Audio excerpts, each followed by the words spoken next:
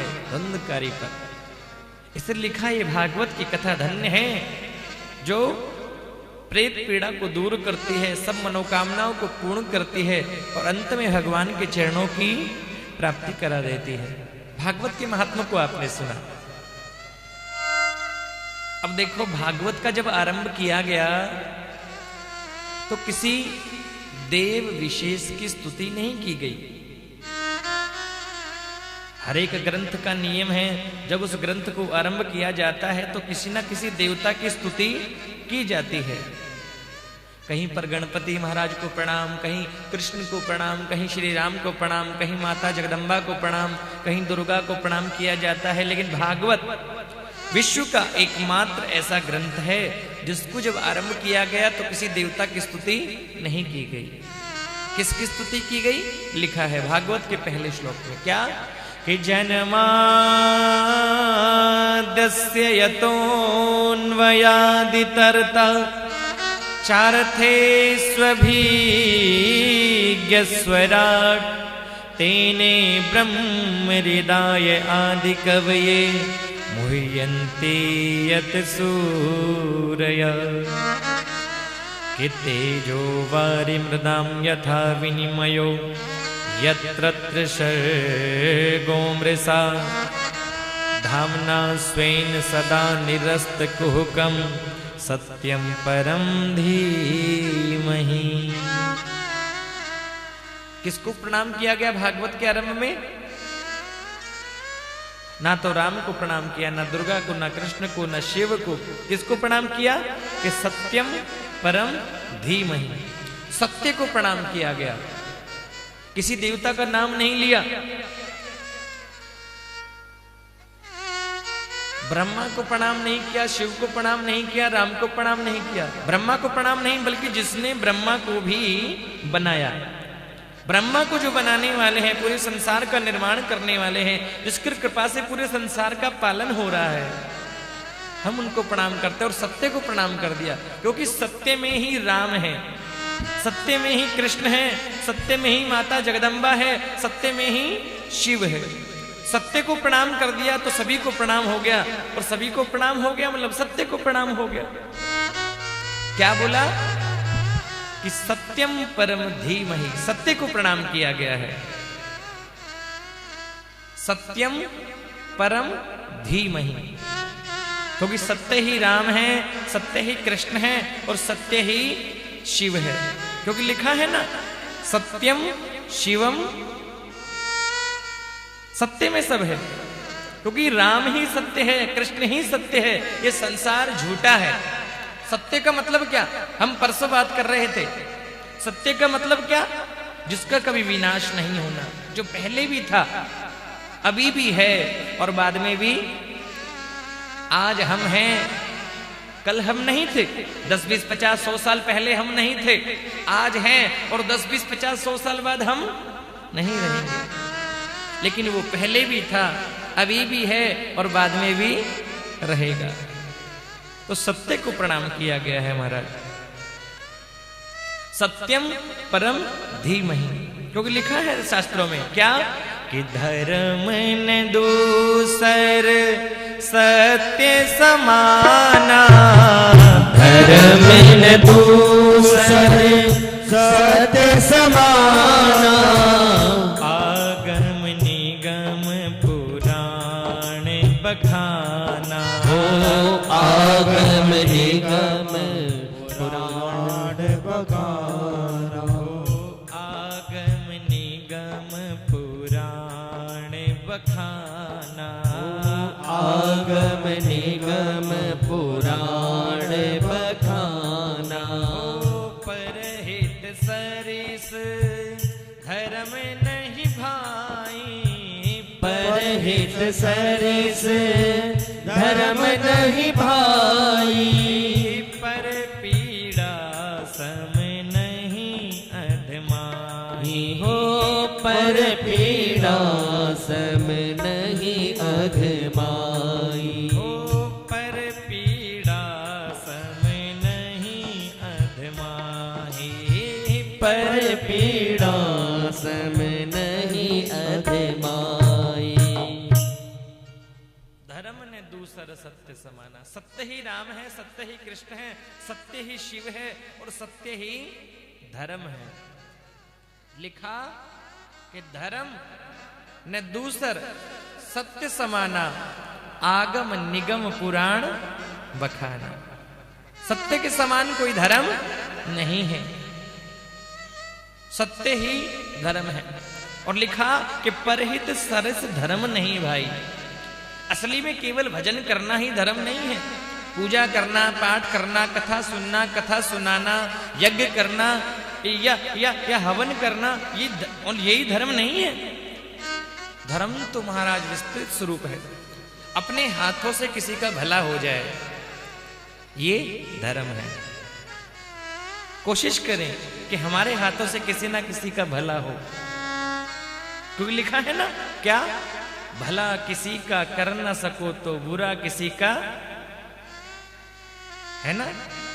कोशिश करना अपने हाथों से भला हो।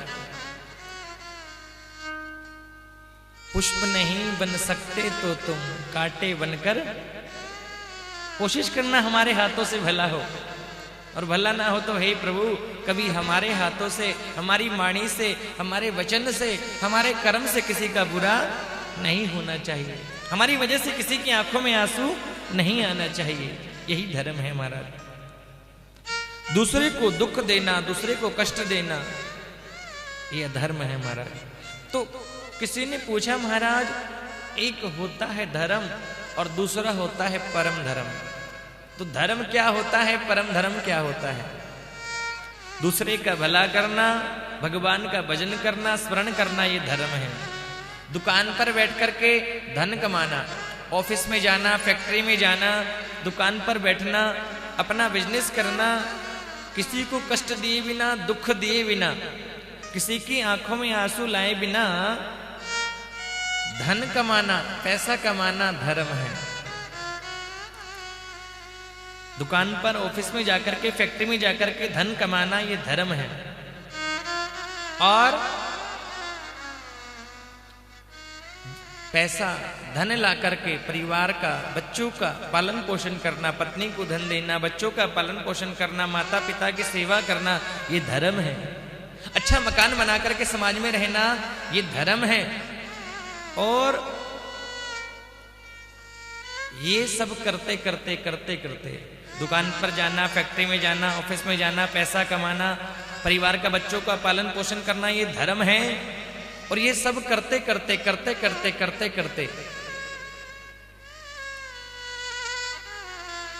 ये सब करते करते हमारा ध्यान हमेशा परमात्मा के चरणों में लगा रहे, मन परमात्मा के चरणों में लगा रहे, ये मानव जीवन का परम धर्म है। कोशिश करो कि आपका हर एक श्वास में भगवान का स्मरण हो। क्योंकि लिखा है क्या कि श्वास श्वास में कृष्ण भज, वृथा श्वास मत खोय। श्वास श्वास में कृष्ण भज, वृथा श्वास मत खोय। ना जाने इस श्वास की आवन हो ये न हो, ना जाने इस श्वास की आवन हो ये न हो। ना जाने इस श्वास की आवन हो ये न हो, ना जाने इस श्वास की आवन हो ये न हो। हर एक श्वास में परमात्मा का स्मरण हो, परमात्मा का भजन हो, ऐसा नियम बनाए। फ्री समय मिले तभी उसका स्मरण होता रहे और हर एक कार्य करते करते उसका स्मरण होता रहे। अब नारनौल में छुट्टी मनाने आए, बोले चलो कथा सुनने चलेंगे, हैं? दादरी से आ गए महाराज कथा सुनने के लिए। और जिसके भाग्य में नहीं है वो नई मंडी मां से भी नहीं आया, हैं? जिसके भाग्य में है वो दादरी से, गुड़गांव से कथा सुनने आ गए महाराज, रेवाड़ी से आ गए, दादरी से आ गए, गुड़गांव से आ गए। और जिसके भाग्य में नहीं है वो नारनौल में से भी नहीं आए। वे फेसबुक पे देख रहा है अकेला बैठ के, बोले यहीं देख लेंगे। महाराज जिस पर कृपा है वो लौट पाता है। सही किया मनोज भैया ने, आज बहन जी को भी ले आए साथ में, हैं? बहुत बहुत स्वागत है आपका। आगे की कथा में नैमिषारण्य में 88,000 शौनक आदि ऋषि विराजमान हैं, जिनके जीवन का लक्ष्य है भगवान की कथा। 88,000 शौनकादि ऋषियों ने सूत जी को व्यास गद्दी पर बिठाया और पूछा, हे प्रभु, हम आपसे कुछ पूछना चाहते हैं, आप हमें बताने की कृपा करें। बोलो राधे राधे। हाँ हाँ हाँ।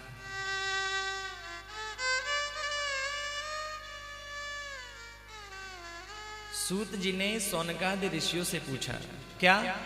हे प्रभु, हम आपसे कुछ पूछना चाहते हैं, कुछ प्रश्न करना चाहते हैं, आप हमें बताने की कृपा करें। सूत जी कहने लगे, हे शौनकादि ऋषियों, मैं कुछ अधिक नहीं जानता, लेकिन फिर भी आप पूछे, मैं बताने का प्रयत्न करूंगा। सूत जी कहने लगे, बोले मैं अधिक नहीं जानता, फिर भी आप मुझे बताइए, मैं कुछ जैसा मैंने गुरुजन से सुना है मैं आपको बताने का प्रयत्न करूंगा। आप बताइए क्या पूछना चाहते हैं। शौनकादि ऋषियों ने सूत जी से प्रश्न किया। पहला प्रश्न किया, क्या? ध्यान से सुनना। शौनकादि ऋषियों ने 6 प्रश्न किए हैं सूत जी से, और मनीष भाई भी 6 प्रश्न करेंगे जो कथा सुन रहे हैं उनसे। सूत जी से शौनकादि ऋषियों ने 6 प्रश्न किए, वो मैं बताऊंगा क्या किए, और मनीष भाई आपसे प्रश्न करेंगे 6, और जो 6 प्रश्नों का उत्तर दे देगा उसको क्या मिलेगा? सोने की चैन मिलेगी उसको। हाँ महेश जी जब भी आए हैं समय पे, आज वकील साहब भी आ गए हैं समय पर, हमारे आदरणीय बाबू जी श्री प्रहलाद जी भी पीछे पीछे बैठे हैं। ठाकुर जी की कृपा से सबका आगमन हो रहा है धीरे धीरे। तो 6 प्रश्न किए। पहला प्रश्न किया, क्या? हे प्रभु, आप हमें बताने की कृपा करें कि मानव का कल्याण। ए माँ जी बैठ जाओ, इनको बिठाओ, ये रोज बिंदी के पत्ते बांटते हैं यहाँ पे आकर के। रोज जी ना लेवर बिंदी का पत्ता बांटे मेरी मीरा। बोलो राधे राधे।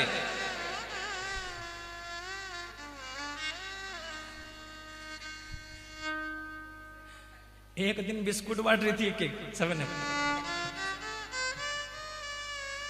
अरे यहां नहीं बांटना कुछ, यहां तो केवल आओ तो कथा सुनना। हम नहीं चाहते कि 5,000 लोग कथा में आए, हम नहीं चाहते 500 लोग आए, हम चाहते हैं 5 ही लोग आए, लेकिन वो कथा सुनने वाले आए।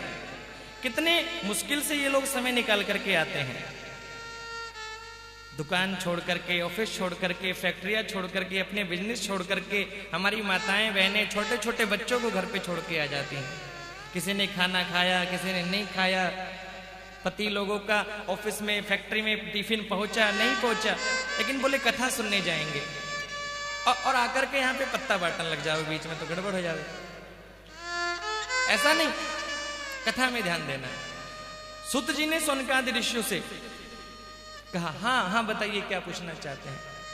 शौनकादि ऋषि कहने लगे, हे महाराज, आप हमें बताइए कि मनुष्य का कल्याण कैसे होगा, मानव की मुक्ति का मार्ग क्या है,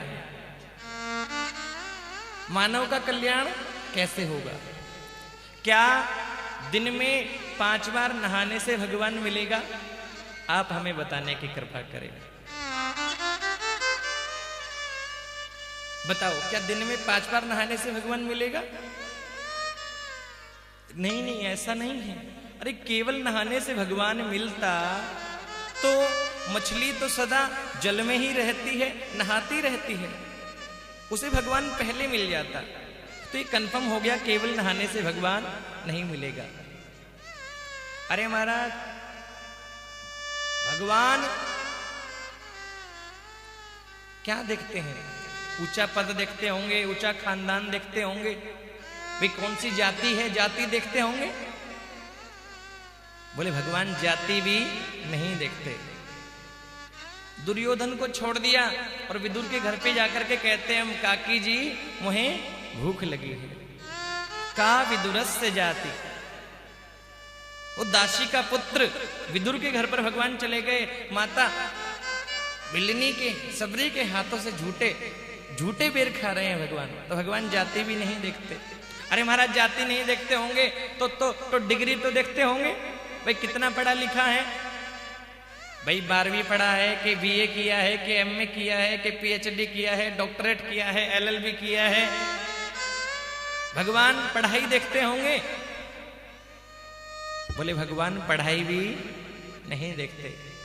यदि भगवान पढ़ाई देखते तो ये बताओ, जो वो गजराज जिस पर भगवान ने कृपा करी कि गज ने आधा नाम पुकारा, गरुड़ छोड़कर उसे उबारा। यदि भगवान पढ़ाई देखते तो ये बताओ वो गजराज कौन से स्कूल में पढ़ने गया। तो ये भी पक्का है भगवान पढ़ाई भी नहीं देखते। अरे महाराज पढ़ाई नहीं देखते, उम्र तो देखते होंगे, कभी 40 साल का है कि 50 का है, कम से कम 80 का होना चाहिए कि 90 का होना चाहिए। भगवान पढ़ाई देखते होंगे? बोले भगवान पढ़ाई भी नहीं देखते, भगवान उम्र भी नहीं देखते। यदि भगवान उम्र देखते कि 80 का होना चाहिए कि 70 का होना चाहिए तो मैं मिलूं, भगवान उम्र भी नहीं देखते। यदि उम्र देखते तो वो बताओ जिस ध्रुव पर भगवान ने कृपा करी वो ध्रुव कितने वर्ष का था? केवल 5.5 वर्ष की अवस्था में भगवान को प्राप्त कर लिया। तो ये भी कंफर्म हो गया कि भगवान उम्र भी नहीं देखते। तो आप हमें बताने की कृपा करें कि भगवान की प्राप्ति का मार्ग क्या है, परमात्मा मानव का कल्याण कैसे हो, परमात्मा की प्राप्ति का मार्ग क्या है। क्या दिन में 5 बार नहाने से भगवान मिलेगा? क्या पेड़ पर लटक कर तपस्या करने से भगवान मिलेगा? या शरीर पर भभूत रमाने से भगवान मिलेगा? या 1 महीना में 30 व्रत करने से भगवान मिलेगा? भाई भूखे रहने से भगवान मिल जाए? आप हमें बताने की कृपा करें कि परमात्मा की प्राप्ति का मार्ग क्या है। ये हमारा पहला प्रश्न है। मानव का कल्याण कैसे हो, परमात्मा की प्राप्ति कैसे हो, आप हमें बताने की कृपा करें। बोलो राधे राधे। दूसरा प्रश्न, पहला प्रश्न क्या है? मानव का कल्याण कैसे हो, परमात्मा की प्राप्ति का मार्ग क्या है। दूसरा हमारा प्रश्न है कि कई बार मंदिर में दर्शन करने जाते हैं, मन भ्रमित हो जाता है कि किसको पूजें और किसको छोड़े। ऐसा एक कौन सा देवता है जिसको एक को पूजने से सब देवताओं की पूजा हो जाती है? ऐसा एक देवता कौन सा है जिसको एक को पूजने से सबकी पूजा हो जाए? आप हमें बताने की कृपा करें कि किसको पूजें और किसको छोड़ें। कौन सा ऐसा देवता है एक जिसको पूजने से सबकी पूजा हो जाए। तीसरा प्रश्न है हमारा कि वेद में भगवान का नाम है अजन्मा, कि उसका जन्म नहीं होता। तो रामचरितमानस में लिखा है कि जा दिन ते हरि गर्भ ही आए, जन्म होता है। तो उसका नाम अजन्मा है, उसका जन्म क्यों हुआ? आप हमें बताने की कृपा करें। और यदि आप बोलते हो कि उसका जन्म नहीं होता, अवतार होता है, प्रकट होते हैं कि भाई प्रकट कृपाला दीन दयाला, भाई भगवान प्रकट होते हैं, भगवान का अवतार होता है, तो कितने अवतार? कि 1 अवतार के 2 अवतार के 10 अवतार के 20 अवतार के 24 अवतार। और कोई बोलता है कि हरि अनंत हरि कथा, कोई बोलता है भगवान तो अनंत अवतार है, और कोई बोलता है सभी के अंदर भगवान रहता है कि ईश्वर अंश जीव अविनाशी, कि सब में भगवान है। तो भगवान के अवतार कितने?